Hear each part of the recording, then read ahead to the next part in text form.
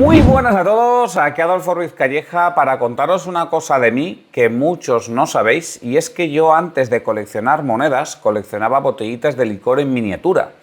Eran botellas que yo empecé a coleccionar pues en mi adolescencia, así muchas veces de viajes y demás. Por ejemplo, mirad, esta de aquí, esto es un whisky que lo compré en Connemara, ¿no? Pues en mi querida Irlanda, y resulta que había una marca llamada Connemara, y cuando visité Connemara pues allí compré este whisky. Otros de ellos, pues me hice con ellos, pues eso, en regalos y demás. Por ejemplo, esta botella de Jaime I, que es un brandy. Y luego otros, pues eso, cuando la gente viajaba, pues en vez de traerme otra cosa, me traían botellas. Alguien diría, pero esto es una muñeca matrioska. Bueno, sí, pero es que dentro hay pues una botella, ¿no? Bueno, pues esta es un poco la idea de la colección de botellitas que yo tenía, como digo, pues en mi adolescencia. Empezaría a coleccionarlas, pues no sé, con 13, 14 años, y estuve con ellas hasta los 20 más o menos.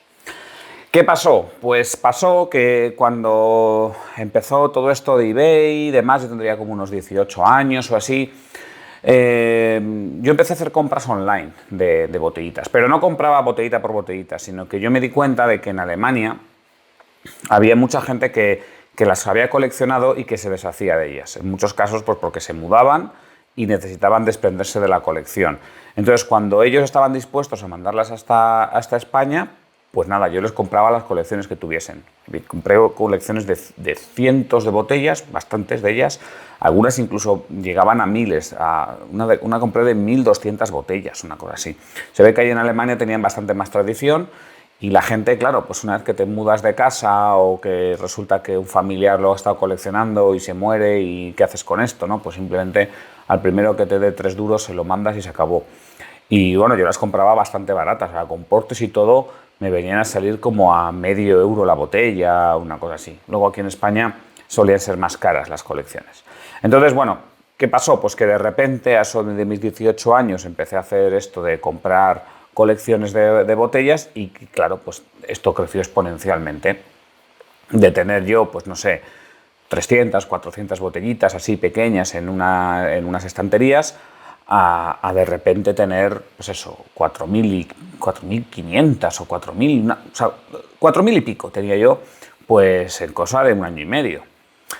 Claro, pues aquí había un problema enorme porque ya no cabía en mi habitación. O sea, tenía las estanterías llenas de botellas, el armario lleno de botellas, aquello era una cosa tremenda, ¿no? Entonces al final en la habitación o cabían más botellas o cabía yo. Y ahí es cuando dije, bueno, esto no puede ser, aquí es momento de reflexión, Adolfo, ¿qué estás haciendo con tu vida? Y básicamente pues lo que hice fue dejar de coleccionar botellitas, y entonces me puse a coleccionar con monedas, que yo ya las había descubierto antes. Yo había tenido cierto contacto con la numismática pues desde niño, gracias a mi padre. Entonces aquí la reflexión es un poco de qué encontré yo en la colección de monedas, en la numismática, que no encontré en las colecciones de botellas, ¿no? No digo que esto sea ventajas del coleccionismo de la numismática, del coleccionismo de monedas o billetes en muchos casos, sino esto es solamente una comparativa entre coleccionar monedas y coleccionar botellas, que a lo mejor puede ser extenso a otros objetos sin demasiado valor, ¿vale? Porque, a ver, cada botellita de estas, hombre, a lo mejor una botellita de estas vas a comprarla, a lo mejor te cuesta 8 o 10 euros, ¿eh? O sea, esta botellita, no lo sé, no tengo ni idea, porque no sigo el mercado. Pero bueno, que a lo mejor en una tienda sí que te vale un dinerín. Y yo cuando compraba esta botella, pues yo no sé lo que me costó esta botella cuando visité Connemara, pero a lo mejor me costó, no sé, 5 euros, 6 euros o lo que sea. Pero vamos, que suponía un pequeño gasto, pero luego a la hora de venderlas, pues realmente no te van a dar nada por ellas, básicamente, o te van a dar muy, muy poco, o vas a tener que hacer 1000 envíos a 1000 coleccionistas y demás. Con lo cual es una colección donde todo lo que metas es algo sin mayor valor. Bueno, entonces, ¿qué ventajas vi yo? ¿Por qué hice esa decisión consciente de dejar de coleccionar botellas y empezar a coleccionar monedas? Bueno, pues lo primero era el espacio, como he dicho antes. O sea, al final tenía la habitación llena de botellas, pero llena. O sea, el armario estaba hasta arriba de botellas. Imaginad 4.000 botellas de este estilo, 4.000 y pico, en una habitación. Pues ya no cabía más, Me hubiese necesitado otra habitación, pero es que en un par de años se me hubiesen llenado también, ¿sabes? Y a ver qué hago al final, ¿no? Entonces el espacio era un problema y eso me di cuenta de que con las monedas no las tenía, porque al final si haces una colección de monedas, incluso monedas sin valor, pues en una estantería de este estilo, pues anda que no te caben álbumes y ya está, y tienes álbumes para toda la vida en una estantería de estas. Y esto sí son monedas baratas, típica colección de monedas del mundo. Si ya quieres una colección así un poco exquisita, digamos, pues en un pequeño monetario ahí lo tienes todo, vamos, y también vas a tener espacio de sobra. O sea, el espacio no es un problema en una colección de monedas.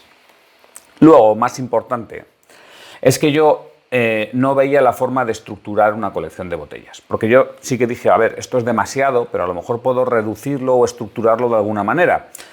Y se me ocurrieron algunas formas, pero las formas eran simplemente limitar la colección. ¿Vale? Decir, bueno, pues en vez de coleccionar botellas en general, yo siempre ponía como máximo de 100 mililitros, el máximo del tamaño, y que fuesen de vidrio. Intentaba que fuesen todas ellas de vidrio, no de plástico. ¿Vale? Y que fuesen de licor, no aceites ni cosas así, ni perfumes, nada así. Pero dije, bueno, si quiero limitarlo más, pues ¿cómo lo hago? Bueno, pues podría limitar a licores españoles. Sería una posible limitación. O podría ser whisky, se me ocurrió, ¿no? Es decir, solo me hago con whiskies. Pero tampoco es que tuviese esto mucho más sentido. O sea, al final era limitar la colección, pero no puedo estructurarlo internamente.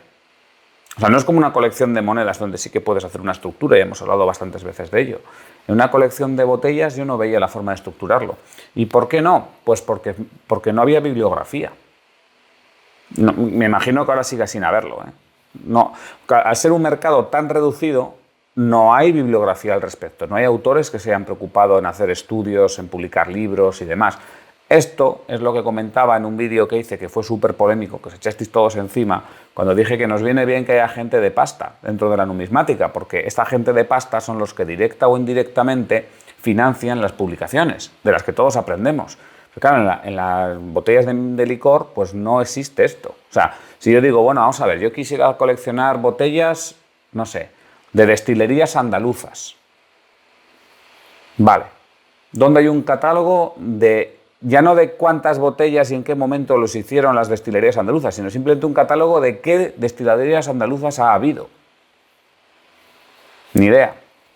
¿Dónde puedo encontrar yo eso? A lo mejor tendría que irme yo a los archivos, a buscar en registros de empresas, y luego tendría que ir empresa por empresa, digamos, viendo qué tipo de botellas o qué tipo de licores hacía cada una de esas destilerías, si sacaran algunas miniaturas. Imposible, imposible. Es que no hay información. Pero no hay información no porque el que la tenga no la quiera dar, simplemente nadie la ha recopilado. Entonces yo ahí veía pues, que así era muy difícil poder estructurar una colección, ¿no? Porque yo, por ejemplo, si dijese, a ver, yo quiero hacer una colección donde tenga una representación de todas las destilerías o de todos los whiskies españoles, por ejemplo. Todos los whiskies españoles que han sacado miniaturas de botellas, yo quiero tener uno de cada. ¿Y yo dónde encuentro eso? ¿No? Pues no veía la manera. Tampoco veía que hubiese muchos coleccionistas. Entonces la parte social, también la forma de compartir información, tampoco estaba funcionando. En aquellas épocas sí que al final yo encontré un tipo que apareció y se puso a publicar su colección de botellitas. Tenía también varios miles de botellas, pero de nuevo, simplemente él publicaba y no decía... O sea, no tenía más información, es como yo si me preguntan por esta botella. O sea, simplemente hacía las fotos, las ponía y ya está. Contacté con algunos coleccionistas con los que poder hacer intercambio, pero al final también el envío y demás casi costaba más que las propias botellas. Entonces no me compensaba. O sea, no había tampoco coleccionistas en mi entorno cercano que yo pudiese hablar con ellos, dar, digamos, un poquito el aspecto social a la colección. Y eso también es muy, muy motivador. Y en global de todo esto también, pues es que no se podía aprender. Yo dices, bueno, pues tengo una colección de 4.000 botellas, muy bien. Y ahora tengo una colección de 20.000 botellas, pues muy bien también, ¿sabes? ¿Y qué has aprendido mientras? Sobre el proceso de destilado de no sé qué, no has aprendido nada. Sobre eso, las destilerías que hay en Andalucía, no has aprendido nada, ¿no? O en Andalucía, o en Castilla, o en España, o lo que sea. O sea, si a mí me preguntan, bueno, yo tengo una colección de 20.000 botellas, entre las cuales hay 3.000 licores españoles, entre los años 40 y 80. Vale. ¿En qué medida esto representa las destilerías españolas de esta época? ¿Por qué esta botella qué año se hizo? O sea, ni siquiera puedes saber por qué aparecen ciertas botellas en ciertos momentos y no en ciertos otros, por ejemplo. Y decía, bueno, es que tampoco es que pueda yo aprender cómo me estudio esta botella. ¿Cómo la estudio? Más allá de hacer un análisis de la estética de la botella y de la etiqueta, que eso sí me gustaba, ¿no? Bueno, vale, pues yo puedo hacer un análisis de esta estética, pero poco más, ¿no? Si ni siquiera sé cuándo la han hecho ni por qué la han hecho, porque a lo mejor resulta que esta empresa ve un negocio en las botellas como tal, o a lo mejor resulta que simplemente es una promoción, o es una muestra, o no tenía mucha información. Y luego también está el aspecto económico, ¿no? Pues también ahí llegó y dije, vamos a ver, yo estoy dedicando relativamente poco dinero a esto. O sea, era algo que yo, siendo estudiante universitario, me podía permitir sin ningún problema. Pero claro, yo decía, bueno, yo aquí voy acumulando botellas y el día que me mude, o el día que, yo qué sé, que me muera, o el día que me aburra, y yo diga, vale, las quiero vender, entonces, ¿qué pasa? Las tengo que medio regalar también, ¿no? Igual que las estoy comprando a precio de derrumbe a gente de Alemania, pues el día que yo quiera vender todo esto, va a ser una historia venderlo, ¿no? También va a ser casi a precio de derrumbe si lo necesito vender así. En cambio, yo veía que con las monedas no. Es simplemente, si tenía unas monedas que fuesen más o menos significativas, que tuviesen un valor de mercado, oye, si las compras ahora y esperas 20 años, malo será que dentro de 20 años, a precio de derrumbe, o sea, de llegar a un comerciante y decir quédatelas, no vayas a sacar nominalmente lo que hayas pagado ahora. O sea, mal se te tiene que dar, ¿no? Y a malas, pues no sé, se lo das a un comerciante o a una casa de subastas o lo que sea, y hombre, lo lógico es que saques de ahí algo. En cambio, de una colección de botellas, muchas veces va a ser más un problema el venderlas que lo que vas a ganar. Eso también me echo un poquito para atrás, ¿no? El aspecto económico.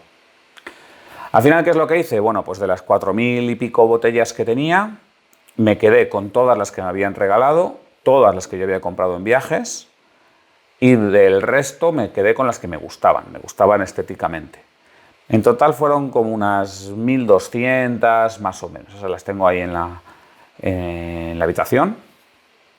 Y nada, y el resto, pues boleta. Las vendí poquito a poquito y con lo que saqué compré monedas. Y nada, pues hasta el día de hoy, ¿no?